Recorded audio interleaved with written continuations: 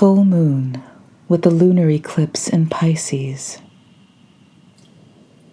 On this full moon in September, let us look into the mirror of this moment as reflected in the cards.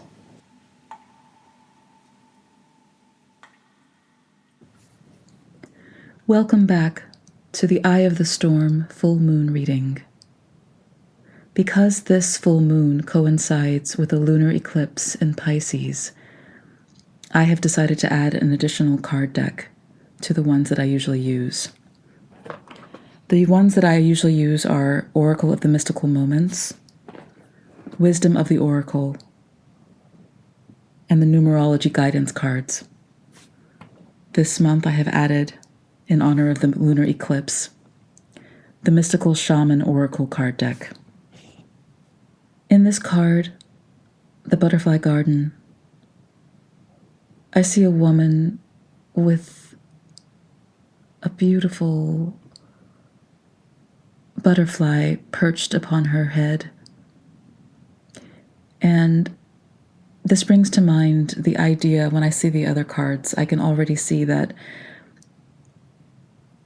it is a fragile and delicate balance to maintain our personal gardens. The card Never Ending Story indicates that we are in that part of the marathon where we really feel the length of the race. And unfortunately, in this particular race, we know not how long we will need to run. There is a balance that we must strike between maintaining our inner peace and also the necessary engagement with the world, which is unavoidable. We must pace ourselves. And we are called upon by the numerology cards with physical activity to do just that. I do believe this is literal. I think that this time of year, we are coming into fall in the Northern Hemisphere, and it's time to move. If you haven't been moving, if you haven't had a physical practice, it's time to get going on that before fall sets in. It doesn't mean that you have to hit it hard at the gym or doing anything that's over the top, but gentle and consistent physical activity is going to help move the energy and help us to endure the race that we are all in, so to speak. It's also going to help us have some energy. Energy begets energy.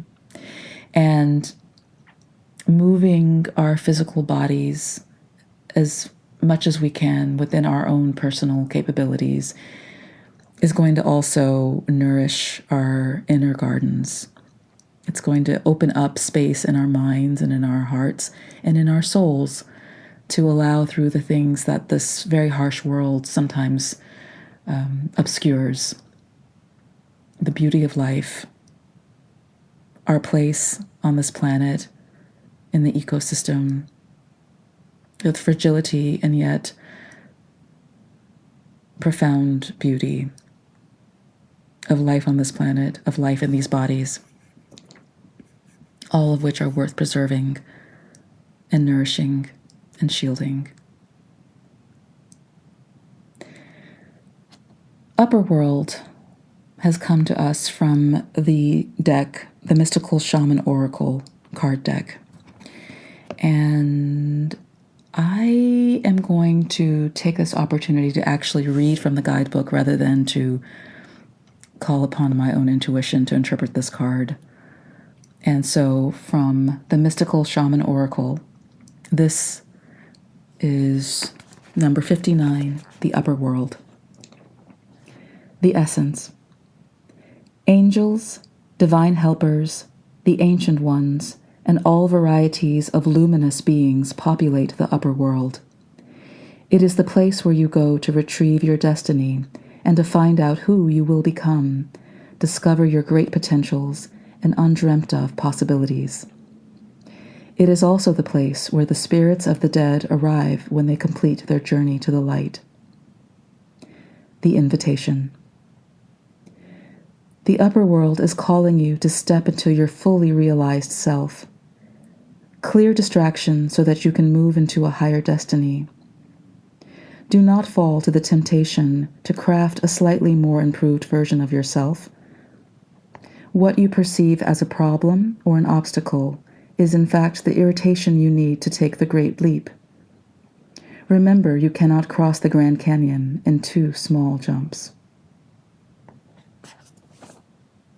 Okay, and so I will attempt to tie this all into what I've already interpreted. The physical activity is not just physical activity, like a practice of movement, but the upper world card is showing us that it's actually time to take a leap, to take physical action in our lives. And so, dear ones, if there's something that you've been putting off, and heaven knows that we all have been putting off something in our lives, it's time to go ahead and do those things. It might be creating space in your homes, decluttering, creating space in your body, decluttering the excess weight that you may be holding, or moving to create more health, to invite more health into your physical bodies, and moving in the direction that you know you must take. And so I'm here to encourage you to do those things. I will attempt to I'll be with you attempting to do the same. And I wish you blessings on this full moon. And this should be a dreamy one, and perhaps a bit disorienting and maybe even startling. Pisces is bringing that energy to this moon and this lunar eclipse. And so don't hold on too tightly. Just allow it to flow over and through you. And the answers will be there when, on the other side of this full moon, on the other side of this eclipse, you'll know what to do, where to move, and you'll get going. Blessings on your endeavors.